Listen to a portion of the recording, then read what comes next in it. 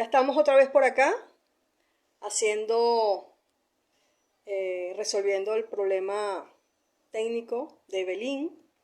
Ya, ya está resuelto. Así que vamos a esperar que se introduzca para que aparezca en la pantalla para invitarla. Excelente. Muy bien. Aquí está Evelyn.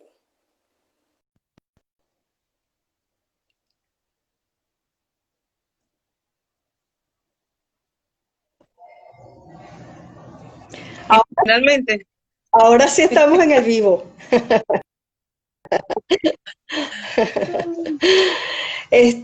Bueno, Evelyn, como no aparecías, yo les pedí a las personas que están conectadas que hicieran un espacio para volver entonces a conectarte y ellos están volviendo a entrar. Así que ya están por aquí ok, entrando nuevamente. Sí, bueno, ok, estas cuestiones tecnológicas yo las comprendo, tú sabes, también con ciertas limitaciones, pero bueno, allí vamos trabajando, ahí vamos trabajando. ok. Yo estaba haciendo la presentación de Evelyn, hablaba de tu, de tu trasiego, de tu dinámica, de tu tránsito, de todo lo que has hecho en tu vida. Entonces, claro, un poco para poder organizar una experiencia de vida tan larga, yo organicé unas preguntas más o menos para hacer la guía de tu presentación. Me encanta que estés aquí, Evelyn. Me gusta presentarte a esta audiencia, que es una audiencia que va creciendo. Y eso es magnífico porque son espacios para compartir lo que estamos haciendo. Tenemos dos estudiantes que están en Brasil, Fidel Rodríguez y Yurimar Mora. Ellos están estudiando allá y tienen también el espíritu del mundo atlántico. Por lo que yo he visto también donde tú estás trabajando y en Estados Unidos en general se habla del mundo atlántico. Entonces yo Mucho, creo sí. que ese espacio, cuando hablamos en el caso de los estudios en Venezuela, no hablamos tanto del Atlántico, sino que hablamos más bien del Caribe.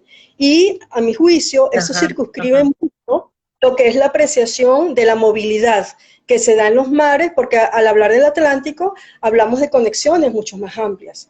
Así que bueno, eso era lo que estaba comentando antes de que tú, bueno, cuando empecé la conexión. Bueno, para aprovechar el tiempo, quiero presentarles a Evelyn Loren. Para mí es un placer que estés acá, Evelyn. Y bueno, vamos a empezar ya de frente para aprovechar el tiempo. Evelyn, tú eres una profesional que viene de la biología. Sí. Entonces yo quiero que tú nos hables cómo tú llegaste a la historia. Háblanos de ese tránsito, Evelyn. Te lo voy a tratar de resumir porque ese es un cuento largo, pero yo cuando me gradué de bióloga, mi tutor de tesis es norteamericano y tuve la oportunidad de venir a trabajar con él como su asistente a la Sociedad Zoológica de Nueva York. Y con ellos se me abrió la oportunidad de ir a manejar una investigación, una estación de investigación en Camerún. Y en mi familia ya ha habido varias generaciones pasadas y presentes que han ido a trabajar a África. Así que me parecía que era lo más acertado, lo más oportuno.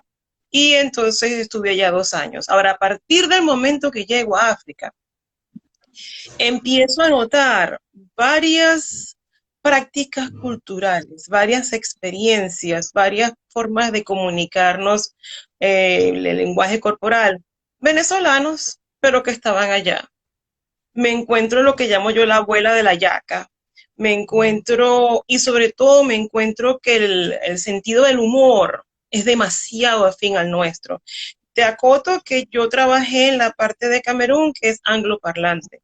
Y ella había estado un Ujú. año en Estados Unidos tratando de poder entender el tema del humor, que es un tema bastante cultural, y no lograba. Y yo pensaba que era el idioma. Llego a Camerún, a esa parte de Camerún que es angloparlante, y me encuentro con que yo no tenía que explicar nada, porque el sentido del humor era exactamente como lo llevamos nosotros, que es el doble sentido constante, ¿no? Y entonces a raíz de Ujú. todo este tipo de cosas que voy encontrando en Camerún, pero que me reparan demasiado a Venezuela, empiezo a preguntarme qué pasó. ¿Qué pasó? Que nosotros cuando hablamos de entidad pensamos tal vez demasiado en la madre patria España. Y sí, sabemos que Barlovento existe, sabemos que los chimbangles existen y tenemos la información del Callao que tiene conexión con Trinidad. Pero yo me decía, mira, aquí hay muchas otras cosas más que nunca se han presentado como tal. Nosotros, por lo menos cuando yo estudiaba, no había ninguna conexión con África, era como que si fuera otro planeta. Y entonces empiezo, digamos, a tener esa curiosidad que yo no pensaba dejar la biología, realmente eso no era mi intención. Pero por las Ujú. vueltas que da la vida, terminé trabajando en espacios no biológicos. Y entonces yo decía, bueno, yo mientras resuelva estas preguntas, que pensaba que ya estaban resueltas y que me iba a tropezar con un catedrático que me la respondiera, termino haciendo tal vez demasiadas cosas, o no sé si demasiadas, pero trabajé con derechos humanos, trabajé con arte y cultura y justicia social, y terminé trabajando como en un college, uno de los colleges más prestigiosos del país, que yo ni siquiera sabía tampoco qué era eso cuando solicité trabajo. Y allí dije, ay, como que voy a entrar a clases de historia, porque ahí sí tengo que encontrar la respuesta. Y ahí lo que me encontré fue un ahora colega que me dijo, no, mi amor, eso solo se resuelve con un doctorado. Y él me presentó entonces a otra historiadora que ha sido mi vecina un par de veces. Ella es hija de colombiano y es historiadora de Colombia del siglo XX. Y ella, pues, como buena profesora, me hizo la serie de preguntas a lo largo del tiempo que nos conocíamos y llegó a la conclusión y me dijo, no, deja el trabajo y haz el doctorado. Porque yo le decía, bueno, algún día me jubilaré. Y entonces ella me decía, y un momento me dijo, no, tu alma es historiadora. Si esperas, entonces vas a estar cansada. Renuncia y haz el doctorado. Y esa fue la campaña que ella me montó. Y entre ella y el otro amigo me montaron esa campaña y yo renuncié convencida de que no iba a poder entrar en ninguna universidad a hacer doctorado porque son pagas y te pagan una beca. Y para mi sorpresa, la Universidad de Nueva York me aceptó y me dio 2 becas. Ajá. Y así fue que pasó, duró muchos años, fue una transición que se llevó como sus 15, 17 años. Pero 15 en el años. proceso, cuando comencé, sabía que no me quedaba duda. Claro, y ahora estás viviendo el fruto de todo ese proceso. Tú tienes, bueno, no, tú publicaste en el año 2018 el artículo que se llama Esclavizada, Cimarronaje y Ley en Venezuela 1760-1809. Eso fue en Colombia, en un congreso y el libro salió de la Universidad de Cali. Ahora, No fue congreso, no fue fue un con un simposio. congreso, sino que coincidimos, coincidimos varias y ellas me conocieron a mí y entonces ellas estaban por sacar la antología.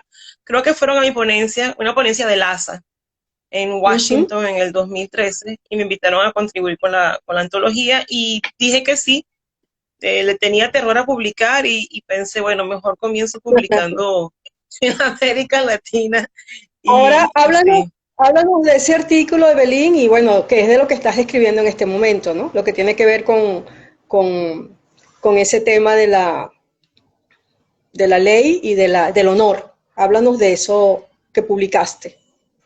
Este ensayito, este artículo que publiqué, que va a ser el tercer capítulo, la columna vertebral, el tercer capítulo del libro, toca, primero, mira el cimarroneo, la acción de que yo, para mí es la acción de pensar, de soñarse libre y de ver cómo entrar en un proceso que conlleve a niveles de autonomía, a libertad si es posible, o a tomarse un descanso de la experiencia de la esclavitud.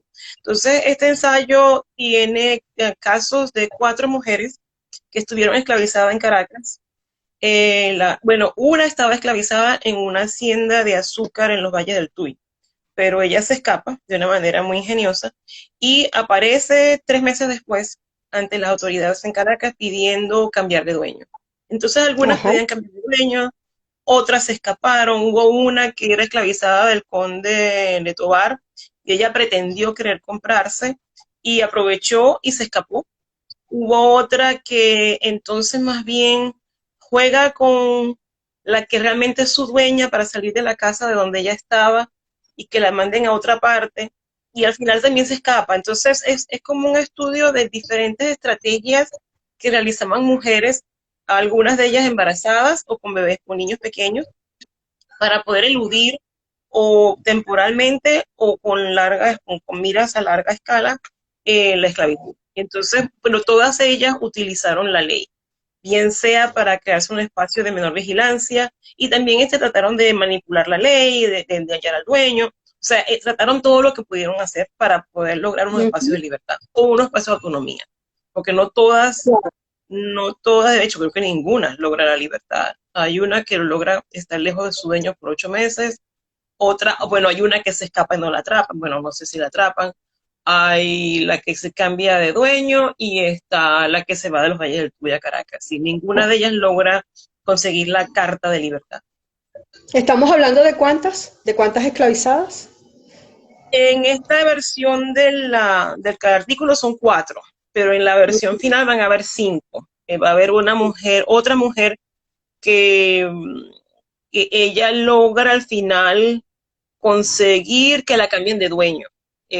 También en Caracas, también esclavizada. Entonces son mujeres y entonces por eso se llama cimarroneancia, creo que se llama género, cimarronaje y la ley. Sí, Sí, así es. En el libro Demandando mi libertad, relatos de mujeres negras y sus estrategias de resistencia en Nueva Granada, Venezuela y Cuba. Ese es el libro publicado por la Universidad de Cali. Bueno, Belín, esta pregunta que te voy a hacer, Universidad bueno, y CECI. Universidad Cali, Colombia, tengo yo acá. No, Universidad y CECI, que es una universidad privada que está en Cali. Yo tengo Ah, que muy hacerle bien. update a mi página web. Una actualización, ok. Evelyn, de tus cursos enseñados, ahorita que estás ahí en la Universidad de Santa Bárbara, ahí en California, tú has dado los siguientes cursos. Los voy a leer. Me parece muy atractivo lo que has dado. Introducción a la diáspora africana en Latinoamérica y el Caribe, de la antigüedad hasta el presente. Introducción a la historia de la diáspora africana desde 1480 hasta el presente. Raza, género y clases en la América, 1490 al presente. Negritud, agencia e ideología, desde 1490 hasta el presente. Y el área de estudios, introducción al África, 1490 al presente. Esos han sido tus cursos que has enseñado allí en la universidad. Ahora, cuando tú hablas de la antigüedad, yo estoy entendiendo que estamos hablando de una práctica social que se daba en el mundo antiguo, entre los griegos, donde la esclavitud formaba parte de las dinámicas, y es una esclavitud de diferentes colores, era distintas formas de esclavitud. Ahora, cuando hablamos de 1480, 1490, a mí esas fechas me encantaron. ¿Por qué? Porque yo, que soy una historiadora latinoamericana y formada más en el mundo latinoamericano, yo generalmente hablo después del encuentro. Pero cuando veo que hay cursos que están hablando de épocas 30, 50 y 60 años antes de ese encuentro, a mí me gusta porque rompe la idea que tenemos del descubrimiento de América y todas estas tradiciones, ¿no? que creo que hay que hacerles una gran revisión. Entonces, yo te quiero preguntar, de acuerdo a esos cursos que has enseñado, ¿cómo introduces esa diáspora africana, o cómo introduces en esa historia? Y en el caso africano, ¿cómo ha marcado su historia? ¿Qué nos puedes decir de esa forma de enseñar la historia que pueden tener los africanos? ¿O qué textos tú nos puedes recomendar? Es decir, háblanos un poco de esa experiencia que rompe el tiempo cronológico y que me gusta mucho, me resulta muy atractivo realmente. Bueno, no, se corta un poco, no sé si puedo hablar, pero bueno, yo lo que pasa es que comienzo mis clases casi siempre en el fin del medioevo ibérico, en donde una vez que los portugueses empiezan a explorar el Atlántico africano, se encuentran que hay personas que o han sido atrapadas por guerras o por X, Y o Z, han perdido su derecho a soberanía, no ciudadanía, sino soberanía. El soberano es protegido por el rey. Y entonces estas personas caen o terminan siendo vendidas esclavizados a los portugueses, está hablando de 1460, 70, 80, y esta gente termina apareciendo en Sevilla, en Cádiz, en Valencia. Yo tengo una colega en la universidad donde yo estoy enseñando, se llama Debra Blumenthal, que tiene un trabajo muy interesante sobre esos primeros africanos, o esas personas que son llevadas ante las autoridades que pueden ser esclavizadas. Podía ser esclavizado todo el que no fuera católico romano. Todo el que fuera judío viajando sin papeles, el musulmán que estuviese viajando sin haber pagado sus impuestos, los griegos ortodoxos, mucha gente terminaba siendo atrapada y se llevaba ante las autoridades. Y obviamente las personas que pertenecían al mundo mediterráneo a expresarse y defenderse ante las autoridades. Entonces, este libro de Débora, que se llama Enemigos y Familiares, narra cómo uno de los principios de Valencia, que era un chico, se llamaba Johánico, él era Wolof de la parte de Gambia, y él no logra defenderse. Y entonces, escucha esto, las autoridades escriben, el escribano pone que el chico desconocía las culturas europeas y la religión católica, y que por eso no conocía la civilización europea y católica. Es decir, que era muy bozal.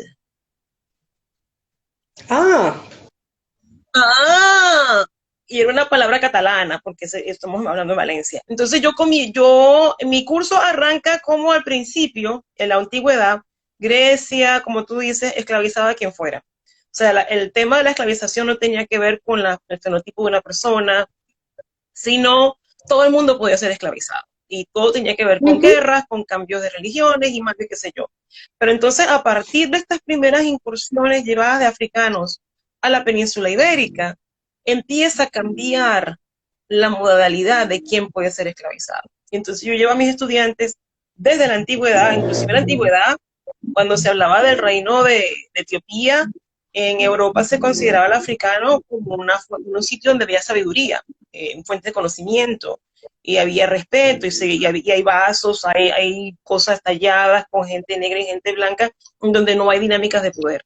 Y eso pues se va desarrollando en la medida de que la trata se va intensificando ya a partir de 1500 y algo, una vez que España le da el asiento a Portugal, y entonces Portugal empieza, y claro, los diferentes reyes y gobernadores en Popayán, en Quito, en lo que era Nueva Segovia, Cartagena, empiezan a decir, mándenos tantos esclavos. Y entonces eso es lo que va a comenzar una dinámica que va a conllevar a lo que yo llamo los procesos racializadores. Bueno, yo no lo llamo, se llama así.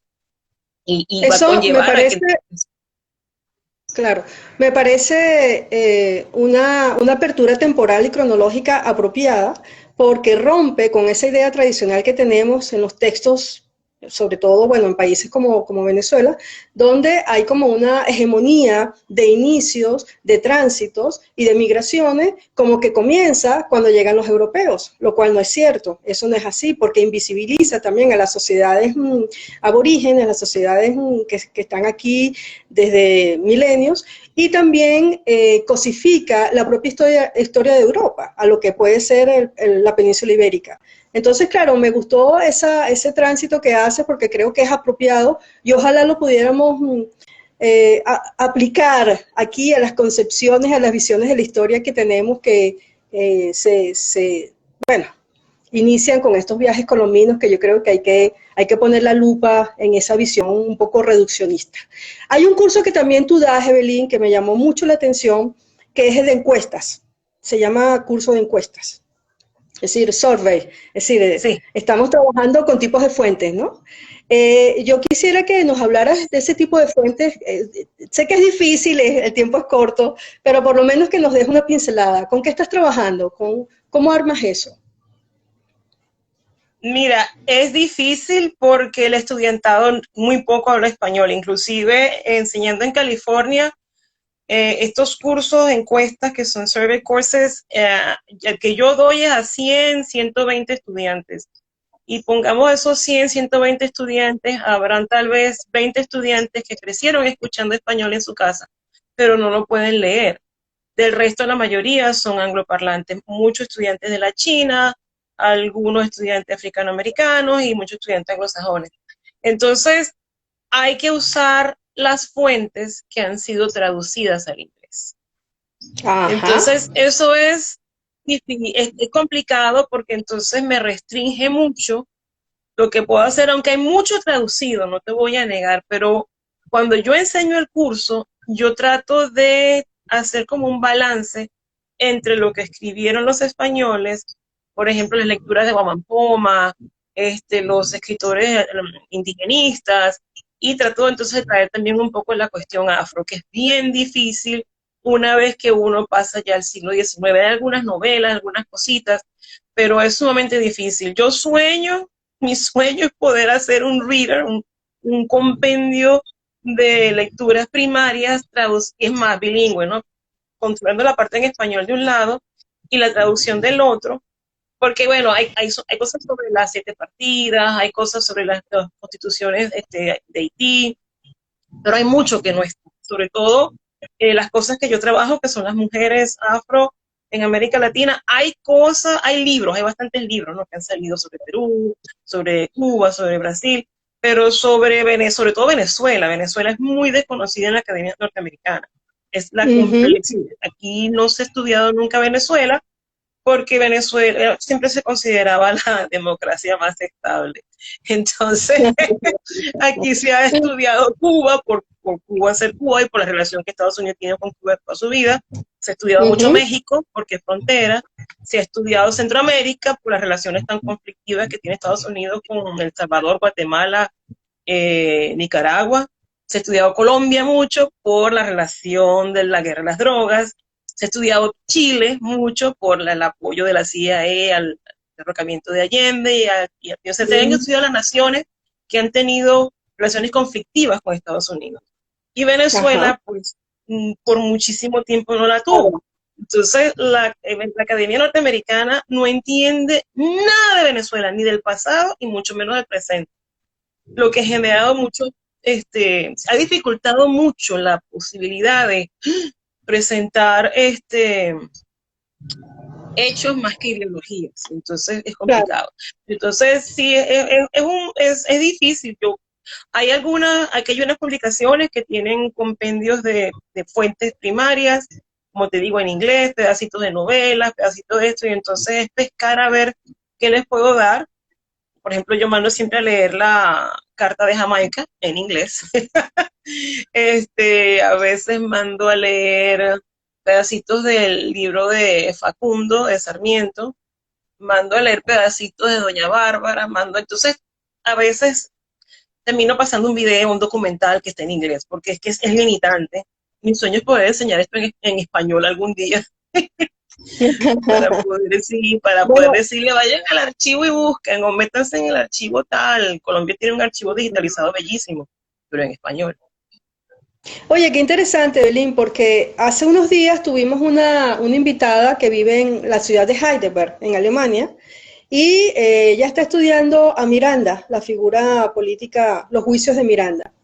Y en la conversación y después en lo que tuvimos hablando, ella me dijo que había estado indagando en los archivos alemanes, porque yo le sugerí, como Miranda había estado en la ciudad de Heidelberg, que tratara de hacer el recorrido del prócer, es decir, de cuándo fue, cómo fue, y ella fue a los archivos. Entonces me dijo, claro, que ella se tiene que enfrentar a unos archivos en alemán, porque los alemanes todo lo anotan. Y está anotada la visita de Miranda a Heidelberg. Y me dijo que el haberlo encontrado fue para ella una revelación y que se lo puso como una meta. Es decir, como ella habla alemán y vive allá, se va a poner a investigar en los archivos alemanes para hacer el seguimiento de esta figura. Entonces me pareció un aprendizaje excelente. Y bueno, en el caso tuyo, Evelyn, será la oportunidad para introducir a Venezuela. Es decir, la historia de Venezuela como una historia que tiene unas particularidades y que debería ser conocida dentro de esa academia un poco más allá de esa democracia perfecta, porque me parece que es una forma, bueno, demasiado no sé qué nombre ponerle, pero creo que debería de ser más allá de eso, ¿no? Así Cuando que yo me parece comencé excelente. Cuando comencé el doctorado en la universidad prestigiosa de NYU, la Universidad de Nueva York, que es una universidad que tiene los mejores programas de historia de Estados Unidos, a mí me causó mucha gracia porque las personas del comité, cuando yo fui a la primera visita, que te invitan a que vayas, todos me dijeron, estamos muy curiosos porque no sabemos nada de Venezuela. Y yo decía, Mm, ¡ay! Y es de hecho, hay un historiador venezolano ahora que está allá, Alejandro Velasco, pero más, para mí fue una maravilla cuando Fernando Coronel se mudó a Nueva York, que aunque él estaba en CUNY Graduate Center, yo podía tomar clases allí también y tuve la oportunidad de hacer con él un estudio dirigido. Pero en realidad la gente me decía, mira, no, nosotros no, aquí se trabaja Cuba, se trabaja Guatemala, se trabaja esta, pero sobre Venezuela no sabemos nada. Por ejemplo, sigue muy lejos, en la mayoría de la gente que trabaja historia colonial latinoamericana no sabe que en Caracas tuvieron que Guillermo tuvo que anunciar en 1791 la famosa instrucción de la educación, el trato y no sé qué cosas de los esclavos. Ellos dan por ujú. sentado que no pasó en ninguna parte de América Latina, digo, de América Española. Y les digo, no, en Caracas tuvo que ser anunciado en el 91. Y me dicen, ¿qué? Pero sí, eso yo no, pero en Caracas pasó esto, pasó los pasquines, pasó esto, lo otro, nada. Y entonces, para decirte una cosa que en Venezuela se sabe hace tiempo, pero no se sabe ya. Hace, como ustedes saben, cuando Antoine sacó su libro de la, ¿cómo Ujú. fuera? Ella dice que para ella fue una cuestión fabulosa descubrir el libro de Santos Cortés, pero que no se conocía. Entonces, no, es que Sí, no ha figurado nunca en la Academia Norteamericana Venezuela, y por eso es que ahora la gente no da pie con bolas, como decimos nosotros, para entender qué está pasando. mm, bueno, tenemos allí una tarea. Es muy Sí, complejo. no, sí, Es bastante complejo. Evelyn, sí. tú vives en Filadelfia, aunque enseñas en California, es decir, tú estás como de polo a polo y ahí haces tu movilidad por las razones laborales y familiares. Cuéntanos de esa experiencia allí en Filadelfia. ¿Cuánto tiempo tienes allí viviendo en esa ciudad? En Filadelfia, yo salí de Venezuela en el 90 y estuve un año en Nueva York, 2 en Camerún y al 93 me mudé para Filadelfia. Y Ajá. ha sido una experiencia muy interesante porque es una ciudad, pero mucho más pequeña de lo que es Nueva York. Es una ciudad bien cosmopolita. Aquí hay gente de todos los rincones del mundo. Por la forma, por la historia también de la ciudad, que es una ciudad bastante centrada en torno a la libertad, derechos humanos y qué sé yo. Hay, digamos, espacios y nichos de desarrollo. Entonces, si tú quieres tomar clases de tambor de Liberia, aquí hay. Si quieres tomar clases de baile de Camboya, aquí hay. Si tú quieres aprender sobre la experiencia judía en Estados Unidos, aquí hay un gran museo y hay un archivo. Si tú quieres, o sea, si quieres aprender sobre la medicina en Estados Unidos, aquí hay también, porque es una ciudad, fue la primera capital, una ciudad muy, muy vieja, muy antigua. Y entonces ahí tiene mucha riqueza cultural, muchísima riqueza a nivel de gente, y yo me sentí, mira, bastante bien acogida. Una ciudad que ha cambiado mucho desde entonces, ¿no? Ha crecido muchísimo, tal vez demasiado para mis gustos, pero una de las cosas que para mí fue clave aquí fue encontrar una comunidad africanoamericana curiosa de esta latinoamericana Ujú. y deseosa de compartir. Nosotros aquí, tú, y entonces ha sido un proceso, si bien complicado, porque yo no te puedo decir que me adapté a este país, no, yo no me adapté a este país, yo vivo en una burbuja, mis amigos, la mayoría de mis amigos cercanos son del Caribe, volviendo a lo que tú decías del Caribe, para nosotros el Caribe más que el Atlántico, Ujú. pero he logrado crear espacios y abrir espacios que inclusive fueron parte de mi crecimiento intelectual en la vía hacia hacer el doctorado. Cuando yo tenía apenas aquí un año, 2 años, yo trabajaba en un centro cultural que se llama el Taller Puertorriqueño, fundado por Ujú. puertorriqueños, que esa fue otra lección de vida, porque Puerto Rico y Estados Unidos tienen esa relación tan enredada. En inglés Sí. tiene un No, nombre. y en español. Durmiendo con el Son dos cosas enemigo, más completamente o menos distintas. esa relación. Sí, no es una relación muy extraña, pero entonces con ellos se me ocurre crear esta cuestión que se llama el Simposio Anual Arturo Schomburg, en Ujú. honor a este señor puertorriqueño afrodescendiente que nació el año siguiente de que fue abolida la esclavitud en Puerto Rico. Y probablemente su infancia y adolescencia temprana la pasó con gente que había estado esclavizada. Y él se mudó a los 17 años para Nueva York. Y a los 6 meses, ese muchacho, tenía 17 años, ya estaba metido en organizaciones pro liberación de Puerto Rico y Cuba. Y al año ya se estaba relacionando con personas que habían sido esclavizadas en Estados Unidos, pero que están abriendo centros académicos, que estaban haciendo investigación. Y Schomburg, a pesar de que muy probablemente no tenía el bachillerato, se puso a investigar, a comprar y a escribir. Entonces a Schomburg le compran su colección de libros, tú fuiste al centro, que ha crecido mucho Ujú. ahora, pero eso fue basado en la colección que él, con un salario mínimo, porque él lo que trabajaba en una oficina de correo de Wall Street, o sea, y él compraba por Ujú. correspondencia a libros, panfletos, obras de arte, y él sí viajó. Cuando le compraron la colección, le pagaron $10,000 y él fue a Sevilla, al archivo, a investigar. Nuevamente, un hombre que no tenía ni siquiera la secundaria. Él publicó bastante también, cosas cortas. Ah, bueno, porque no tenía el entrenamiento para escribir cosas más largas. Y cuando se murió estaba tratando de escribir una cosa larga. Entonces, creo este programa que ya va a cumplir 25 años, ha seguido en pie y digamos Ujú. que es uno de los primeros espacios en el Valle del Delaware, como se llama Filadelfia, New Jersey, Delaware, donde se comenzó a hablar de afrolatinidad, y de la herencia africana en América Latina y en las comunidades latinas de Estados Unidos. Yo pensaba que iba Qué a conseguir interesante. respuestas. Yo pensaba que eso me iba a dar las respuestas que yo tenía, las preguntas, pero no bastó. Pero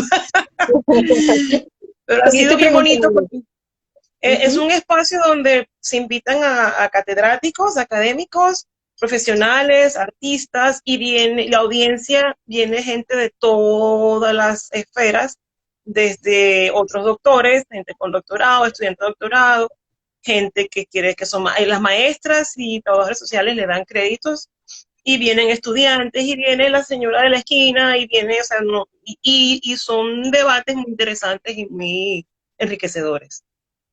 Es un centro comunitario, Sí, trabaja para la comunidad. sí, sí, ahora Exacto. construyeron uno nuevo, es un centro bellísimo, ahora tiene un espacio full equipo, bien moderno, y entonces tienen un teatro, tienen una galería de arte, una Ujú. tienda de artesanía, y tienen un programa para las tardes, para chicos, y tienen un programa para preparar a chicos que quieran estudiar arte y no tengan cómo armar su portafolio, y lo pueden hacer allí gratis, en un año. Magnífico. Evelyn, esta conversación no quisiera dejarla pasar sin introducir el tema de George Floyd. Tú que vives allá en Estados Unidos, que has tenido un trabajo comunitario, que estás dentro de una visión alternativa de lo que es la historia, de lo que es la participación, de lo que es bueno, la inclusión, lo que tiene que ver con todos estos elementos, es todo un discurso que muchos lo compartimos, porque así concibo yo que debe ser nuestro ejercicio intelectual. Este fenómeno de George Floyd, que se viralizó tanto en las redes sociales y que nos mostró un Estados Unidos como que no es realista de la situación de lo que es la afrodescendencia realmente como un fenómeno histórico, ¿verdad? Que va más allá de una figura momentánea, de un instante. Danos tu apreciación, Evelyn, tú que vives allí, que lo vives y que tienes esa, esa vivencia de lo que eres tú profesionalmente como mujer y también dentro del trabajo comunitario. ¿Tú qué nos puedes decir de esa? Eh, sé que es difícil, pero háblanos de tu apreciación de esto en el ámbito de los Sí. Estados Unidos. Bueno, a Estados Unidos comienzan a llegar africanos esclavizados mucho después que en América Latina. Habían llegado algunos escasos africanos como Estebanico, Garrido, explorando con los primeros españoles que exploran Florida y qué sé yo. Ahora bien, en Estados Unidos ocurre una cosa muy diferente a lo que ocurrió en casi toda América Latina, con la excepción de Cuba. Y aún así, Cuba tampoco llega. Como la trata transatlántica se paraliza en el mundo angloparlante en 1807, el proceso de esclavización aquí se concentra en que la mujer esclavizada sea la que va a reproducir. Y entonces aquí se llega, para el momento de la abolición, había cerca de 4 millones de seres esclavizados. En 4 millones. 1865. En 1865, habían 4 millones de seres esclavizados. Había también gente libre, pero no era la mayoría estaba esclavizada. Y entonces, ¿qué pasa? A los 5 años que ocurre esta abolición de la esclavitud, de este grupo en el sur de Estados Unidos, que era donde estaba concentrada la esclavitud, en 5 años esta gente se posiciona en el Congreso y en el Senado. 15% de los puestos ocupados en el Senado y en el Congreso para 1870 está ocupado por gente que había sido esclavizada. Es decir, logran tomar un poder político y también económico. Ahí en Tulsa, donde el señor presidente comenzó su campaña, había toda una cosa que se llamaba The Black Wall Street, el Wall Street negro. Porque esta comunidad es una comunidad que tuvo acceso a la literacia, porque para ser protestante tienes que poder leer, no necesariamente escribir, pero tú no puedes ser protestante sin leer, porque hay que leer todas las escrituras, toda la Biblia hay que leerla y aprenderla prácticamente. Entonces, eso condiciona a que esta gente se inserte en la política y la economía en 5 años. Eso genera lo que nosotros conocemos como segregación racial o la ley de Jim Crow, que aplasta esos logros y que se vuelve muy violenta con todos los linchamientos, con todas esas cosas horribles que pasaron a finales del siglo XIX y principios del XX. La comunidad africanoamericana nunca deja de negociar sus espacios de pertenencia, ciudadanía, e inclusive hasta yo diría que con demasiada paciencia y benevolencia, también porque había una presencia de una violencia extrema enorme, ¿no? Y claro, uno se entera de las luchas de los derechos civiles de los años 50 y 60, pero eso venía gestándose en toda la primera mitad del siglo XX. Y cuando se aprueba, cuando se pasa esto, la gente piensa que va a ser parte finalmente de la gran nación, ¿no? Del imperio. También está esa parte, ¿no? Ser parte del imperio y poder tener el poder del imperio. ¿Y qué pasa? Que los 70 empiezan a cortar los fondos de las escuelas públicas de los grandes centros urbanos, que en su mayoría tiene muchísima gente afro, limita entonces el acceso a la educación superior y en vez de entonces ver integración como tal, más se fractura la sociedad. ¿Y qué pasa? Este tipo de asesinato de la policía o de los blancos, eso se viene dando desde toda la vida. Lo que sucede es que los celulares permiten a gente que es muy valiente, porque te digo una cosa,